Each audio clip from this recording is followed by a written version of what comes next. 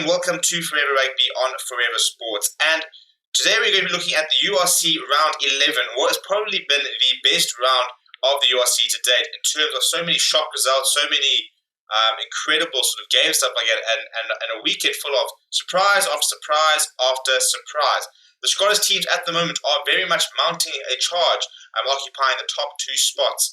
Elsewhere, there has been a little bit of movement and a couple of very interesting games, a couple of controversies as well throughout the weekend. So there's quite a lot to get through. But before you do, please do smash a like on the video and subscribe to the channel as well.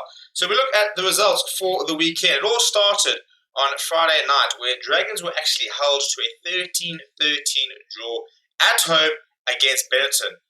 Which, if you look at the log position, you can't expect Benetton to get that victory.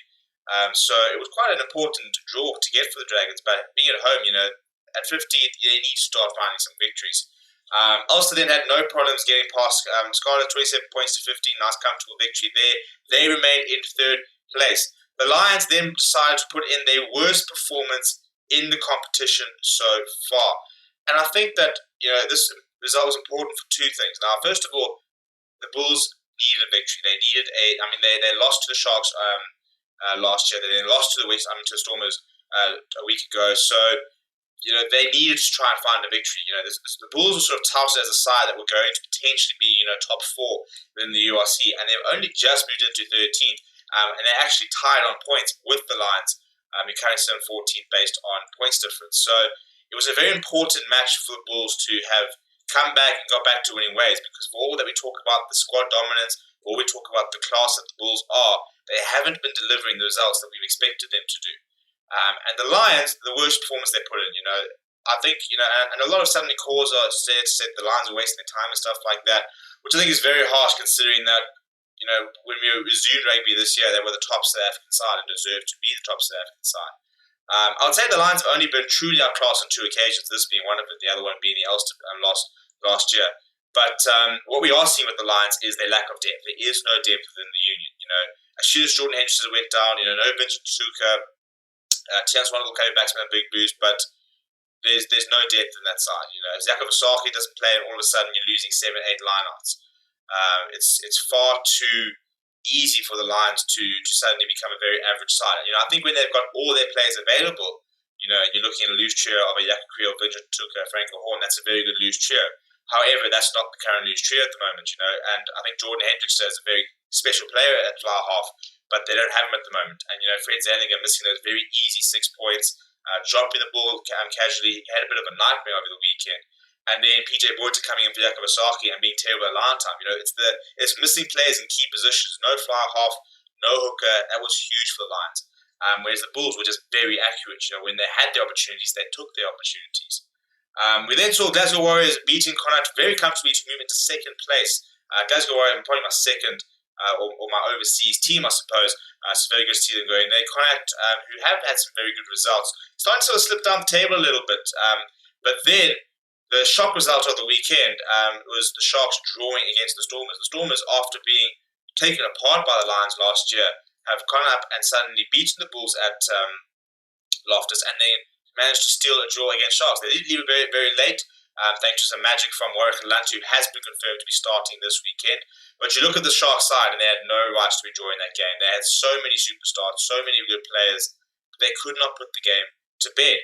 And it sort of sends out quite a worrying sort of message that you can have all the players, you can have all the skill you need on the team sheet, but if you can't replicate that in the game, if you can't put that into practice, you are only good as the performance you leave on the team and leave on the field. And even last week, to concede 37 points against a Lions side who are struggling at the moment shows you that there are some issues within that Shark side. Players-wise, they've got the quality, they've got the depth, they've got everything they need to be successful. They just need to put it together. We just aren't quite seeing it yet. And they had opportunities. In fact, they had numerous opportunities on the weekend to put the Stormers to bed, to put the game to bed, and to get the result, but they just couldn't do it. Munster then had no issues. They got past 34 points to 17. But another big result was Ospreys beating the current log leaders, Edinburgh. And I think Edinburgh will look at this and they'll feel like it's a massive opportunity missed. Thankfully, it wasn't too bad because Leinster then went down to Cardiff, and another big shock result. So an awesome way to end the weekend with Ospreys and Cardiff both getting very big upsets at home as well in front of their own fan, which is very cool to see. But had Edinburgh won that game, they would have gone clear on top of the table. And it wouldn't have mattered what Leinster had done because at the moment Leinster can catch up with the game in hand. But Ospreys, good on them. I think I've actually been very impressed by Ospreys. I don't think too many people expected them to produce the results and the performances they have so far. And there's been quite a lot of negativity around Welsh rugby at the moment on the back of the European Champions performances. But Cardiff beating Leinster, Ospreys beating Edinburgh, those are nice signs. And yes, a lot of players obviously from these sides. Six Nations is starting this weekend, so there are a couple of players who aren't around. But nevertheless, you can only play what's in front of you, and that's what these teams have done and gotten results. So if we look at the table at the moment, you'll find that Edinburgh is currently sitting on top, and they are joined by fellow Scottish side Glasgow Warriors on 31 points.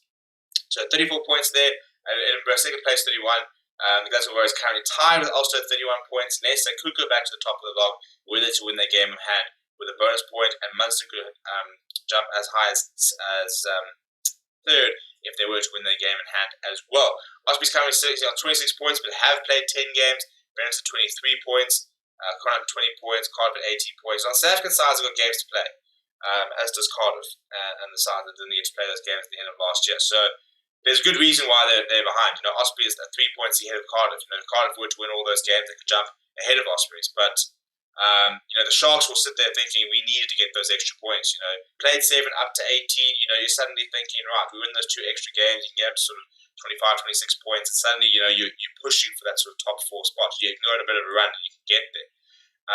Storm are sitting on 14 points, Cardiff's on 16, Bulls and Lions both on 12 points, Dragons on 11 points, and then Zebra sitting right at the bottom with just a single point. Now, in terms of what are realistic goals for our South African sides, I don't think there's any reason why the Sharks should not be pushing to be, in the sort of top half of the section, within the top 5, 6 teams. And I think what will be interesting is we do play a couple of games during the Six Nations where the other Northern Hemisphere URC sides will not have their international stars.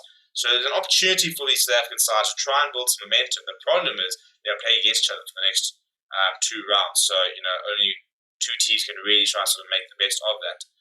Bulls, however, host the Lions, which if they play like this weekend, could offer them another opportunity to get a bonus point victory. And suddenly they could jump up to 19 points and start catching ground quite quickly. The Stormers this time will host the Sharks. The Sharks will need to respond, but the Stormers will be full of confidence. And they'll say, we put in 2 big performances away. Why can't we continue to do that at home? So it should be a very interesting weekend as well. But let me know what you thought about the weekend. Let me know what you thought about the results. Which was your favourite game? What do you think of the competition so far? I think we are finally starting to see, the fruits of what we really want to see. We're seeing competitive games. We're seeing a couple of sharp results. We're seeing a competition which has actually been quite close and getting a lot closer than I think a lot of people would have predicted, which is really good to see. Obviously, it's the first year, so it's a bit of a teething year, and there's still lots that they need to work on. But overall, I think we are in for a very entertaining remainder of the UR season. And I think that we have stumbled upon a really great concept, which going forward can become a fantastic competition to add to the rugby calendar. But let me know what you think down in the comments below. Please do smash like on the video and subscribe to the channel as well. Thank you very much for watching. My name is Steven. I'll chat to you soon.